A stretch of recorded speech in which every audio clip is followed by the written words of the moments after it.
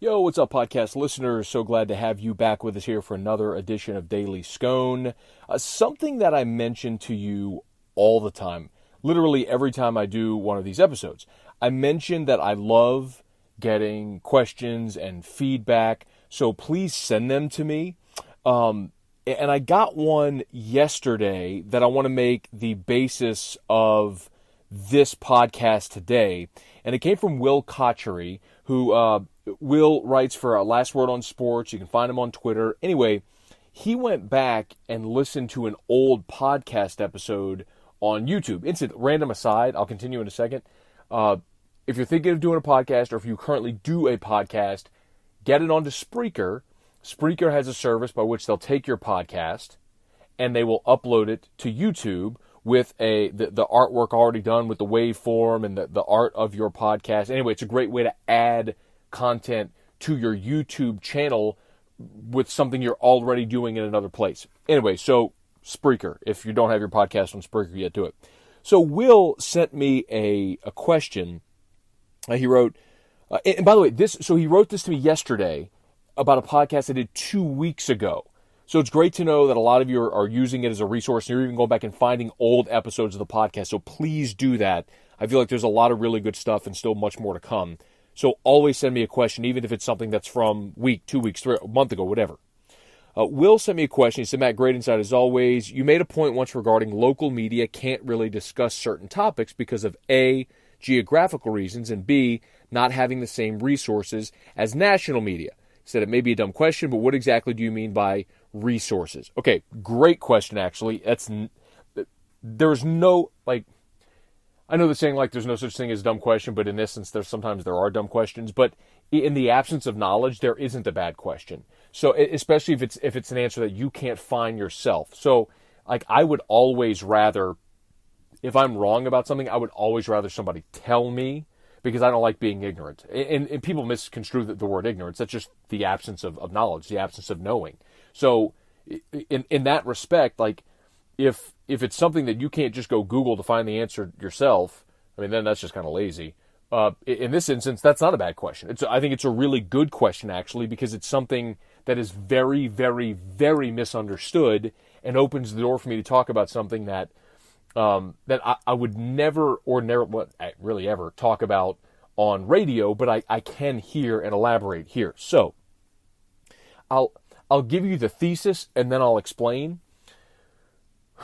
The comment Will's talking about is if you're in my position or wherever you are doing your job, if you are an air quotes local host, writer, reporter, anchor, whatever. And sometimes that has a negative connotation. It's not. It's just the market you cover. Again, I've talked about this before, where if you're air quotes local, your knowledge of a certain team or whoever you cover goes very deep. If you're national, you're very broad. So I know way more about LSU and the Saints and the Pelicans than any national writer does. But they know way more about the entirety of, let's say, take Kirk Herbstreit. I know way more about LSU football than Kirk Herbstreit. He knows way more about the whole college football landscape than I could ever know, because he has to cover a wide range. I have to cover a deep range. So if someone wants my opinion on something going on at Washington State, I'm not going to have as good a grasp on that as a national guy. So that's what I mean. So if you're air quotes local, if you're a local host, it's difficult, or a writer or anchor or reporter, it's difficult sometimes, and I'll just use my sake as far as being a talk show radio host. It's hard for me, it's going to be harder for me to give well-informed opinions about things which I don't cover.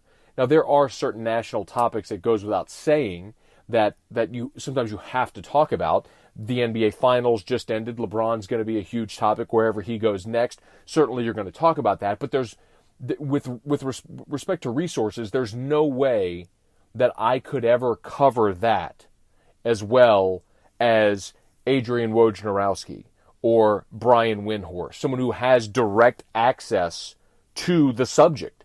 Those guys could text LeBron James and get information that they report, or before they go do a radio interview, they'll ask people in the know where they're leaning, and so then they can base answers, even if they're not reporting, they can base, opinions, air quotes, opinions on things that they know. So this is absolutely something that I do every single day. Opinions, and this is so important to know. And again, something I'll talk about here that I'd never talk about on the show, because in the context of the show, if you've got a 10 to 12 minute segment, you're not going to spend 10, 12 minutes explaining this to somebody. You're just going to go right into your opinion. But opinions that I give on my show are rarely, if ever, plucked from the air. Okay?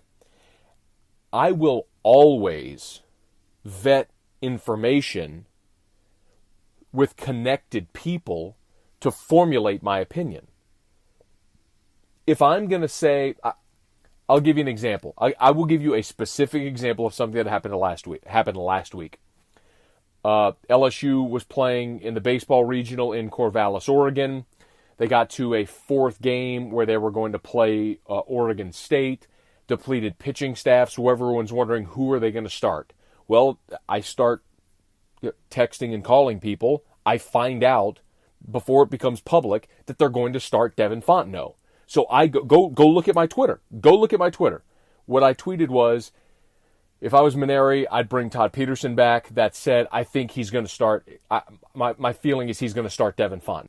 And of course, he started Devin Fontenot. So I knew, but I formulated an opinion, air quotes, opinion, based on information that I already had. So it's very, very like I am not in the business of breaking news. I don't want to break news. I'm a radio host. My job is to talk about subject matter. I just want to be right. Like that's what I want to be. Now, like, if I'm picking the winner of a game, of course, like, if it's Friday and I have to say what I think is going to happen in Saturday's game, I'll go vet and I'll try to get a best guess as I possibly can if so-and-so's going to play, or did they have a good week of practice, or, ask guys on the coaching staff or players, like, how do y'all feel about it candidly off the record, to maybe get a better sense of how I think things might go. But in that respect, you're guessing just along with everybody else. But with respect to other things, I'll give you another very specific example. With the when Ed Ogeron was making his hires this offseason. So all throughout the year, everybody knew. Like, it was, although never really reported, it was so well known, the disconnect between Ed Ogeron and Matt Canada. And it came to a head after the Troy loss, when they had the meeting with Ed Ogeron and Matt Canada and Dave Aranda with Joe Oliva. And anyway, but it was so apparent to everybody off the record that Matt Canada wasn't going to be back. So after the Texas A&M game, Ed Ogeron goes to the podium and he's asked about Matt Canada and his future. Well, the reason that question was asked, because I think it was Ross Dellinger who asked it, everyone already knew the answer. Certainly Ross knew it. I knew it. I'm assuming most everybody knew it. So Ed had to give an answer to that question.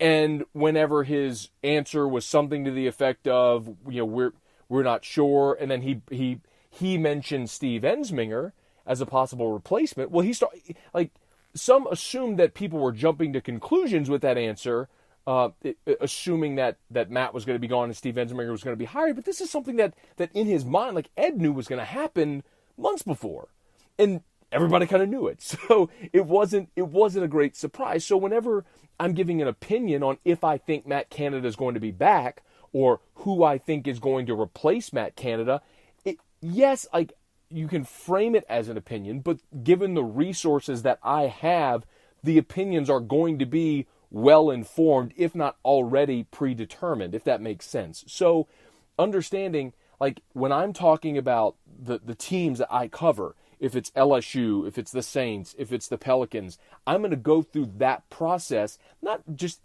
even before a given show, but any given, like, every given day, that's going to formulate opinions over time about certain things, to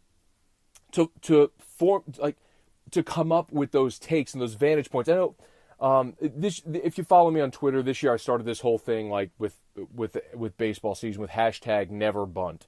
So anytime LSU attempted a bunt and it didn't go well, I'd use hashtag never bunt.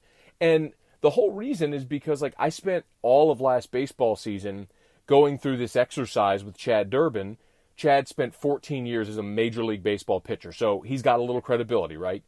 And he and I were talking one day, was watching a game, shooting the bull, and I just casually mentioned, runner on second, no outs. I'm like, so you're going to bunt him over to third? He was like, no, you never bunt. Like, what do you mean? It's absolutely. He's like, you think it's the right thing to do? Like, it feels like the right thing to do?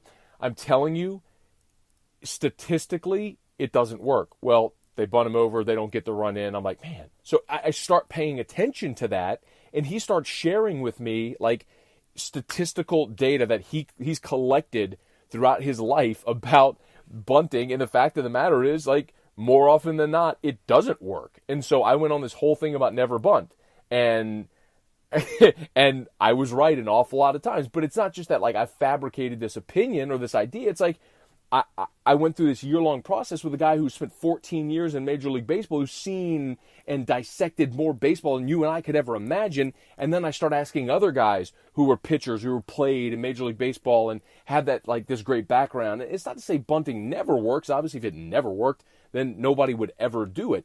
But statistically, it's been proven that it actually doesn't work more often. Like, you're better swinging away more often than laying down a bunt. So anyway, my point is, like, every opinion is based in something, and it's usually leaning on those resources that you cultivate. So back to Will's question, whenever I talk about, or if there's a topic that I won't discuss, it's not necessarily that I won't discuss it. It's just that there are certain things that I can't do as well as a national show. So I'm on a radio station that has from 5 a.m. to 7 a.m. it's Golick and Wingo.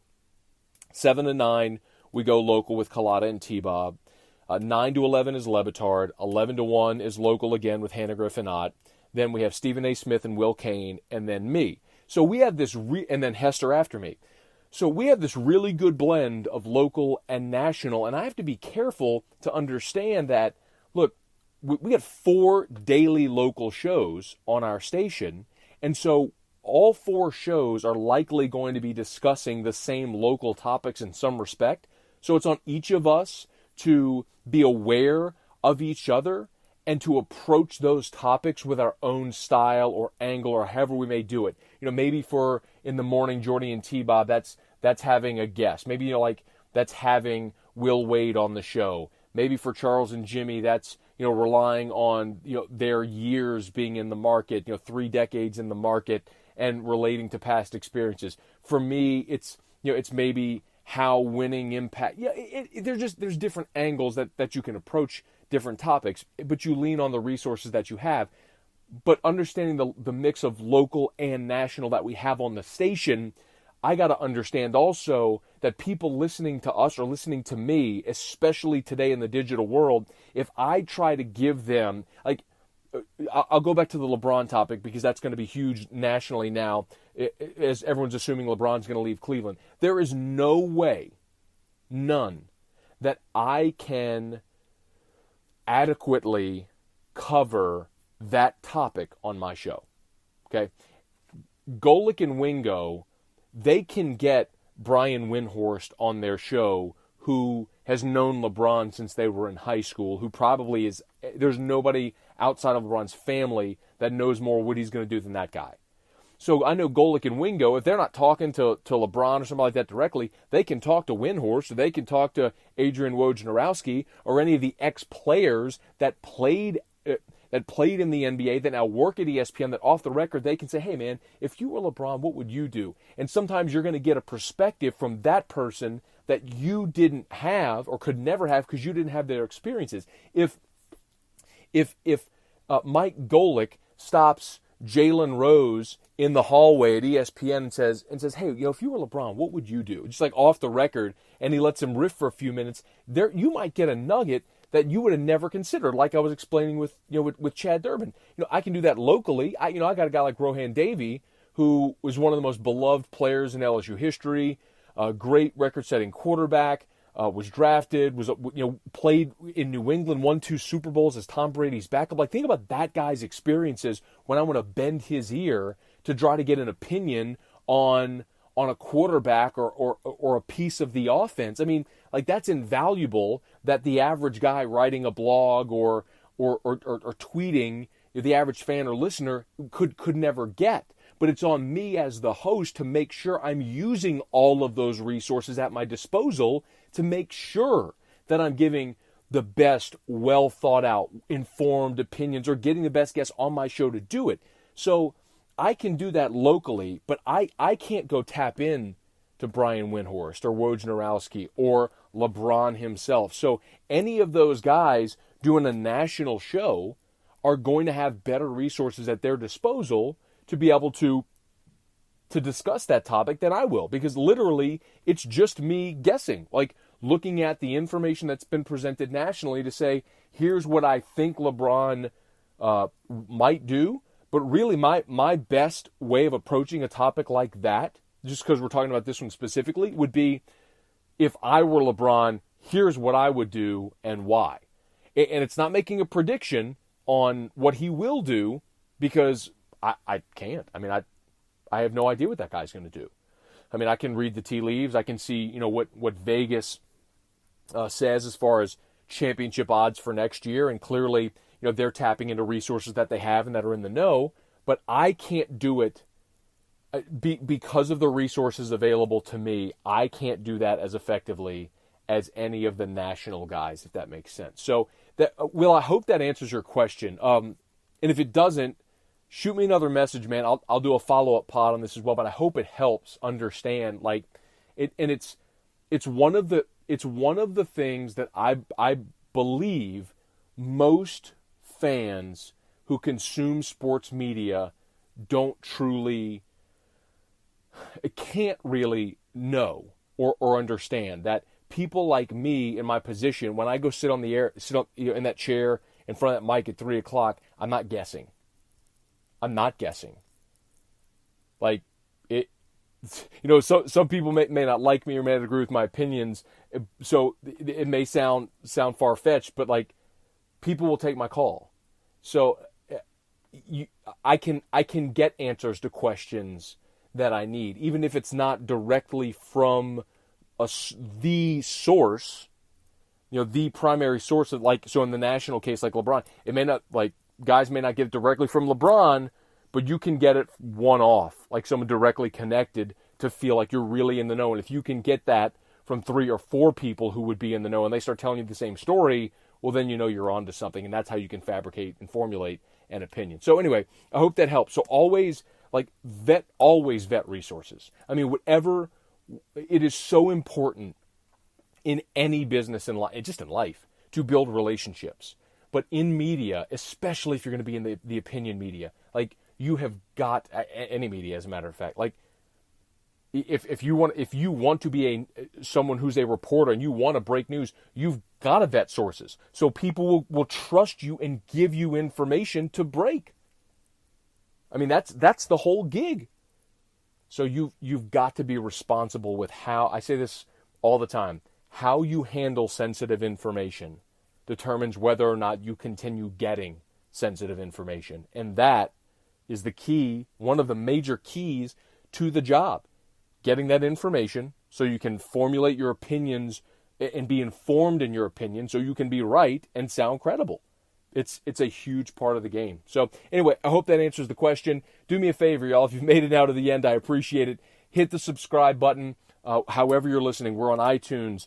We're on Google Play Music. We're on Spreaker. We're on Stitcher. We're on Podbean. We're on so many different. We're on some that I even know that this gets fed to. So we're on so many different podcast platforms. We're on YouTube.